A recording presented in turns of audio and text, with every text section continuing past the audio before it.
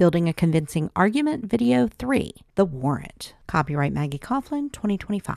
The third part of an argument is the trickiest and the one people are most likely to skip, but it's incredibly important. It's called the warrant, and it has two jobs. The first is to tie the claim and the evidence together so that the audience can't miss the connection. The second is to give the audience a reason to believe. Let's look at the first job first. In our earlier example, we claimed that overcrowding is a problem for local shelters and provided evidence in the form of statistics about how many animals are currently housed in the shelter versus the maximum it was built to hold, research about how overcrowded conditions affect the animals, and quotes from shelter workers about how hard it is to keep the animals clean and healthy when they're overcrowded. Our warrant might look something like this. When shelters are overcrowded because they are forced to house more animals than the city says they were built to hold, Animal Group X found that the animals suffer, often terribly, and workers say they can't be efficient or give quality care, which leads to stress. With this warrant, we've clearly shown that the local shelter is overcrowded because they have more animals than they're supposed to have, and that it causes two problems: animal suffering and reduced ability of workers to do good work. So that's job one done.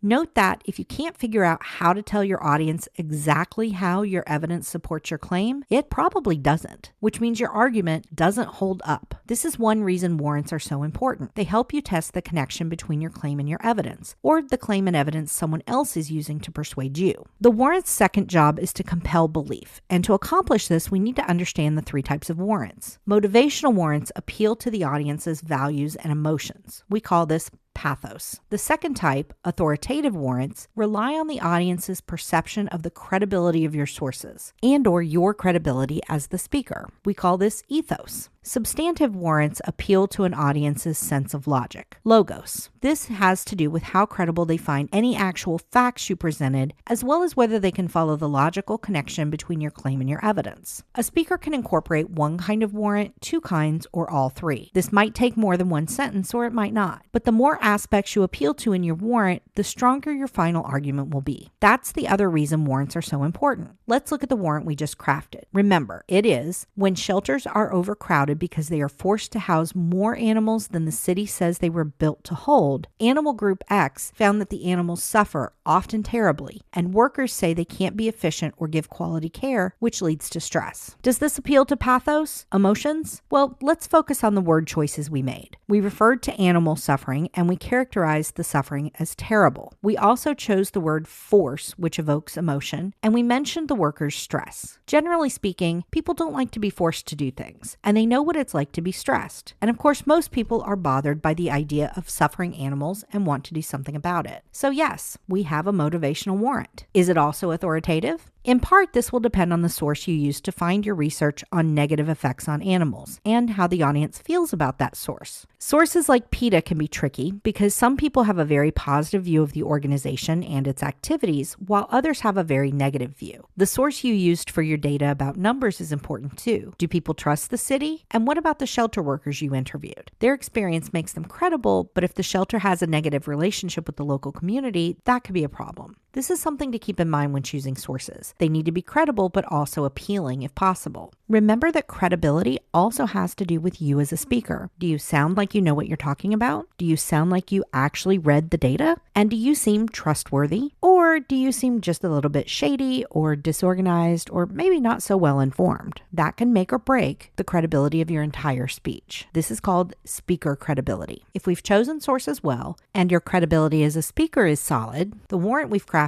is also authoritative. So that's two appeals. Do we have all three? We've already established that the warrant follows logically from the claim and evidence. The next question is how believable the audience finds the actual data we cited. For example, let's say your local shelter is larger than the average warehouse store. If you state the shelter was only built to house 10 animals, anyone who has actually seen the shelter will be suspicious of your data. Similarly, if you say the study you cited found that in overcrowded shelters, some of the dogs will turn into werewolves, you're going to have a problem. No matter how the audience feels about the organization conducting the study, study. These are extreme examples, but can help you see why you have to have both credible sources and credible information. One last note about warrants. They can be express, meaning you actually state them clearly, or implied, meaning you don't actually write or say them, but rather assume the audience will understand your warrant without you having to spell it out. In some low-stakes instances, or with an audience that already largely understands and agrees with your perspective, implied warrants can work fine. But relying on implied warrants can be dangerous because what seems obvious to you might not be obvious to your audience. Culture, experience, existing beliefs, and prior knowledge can all affect the conclusion a person draws from any given combination of claim and evidence. So if you want to be sure you're understood, express is the way to go.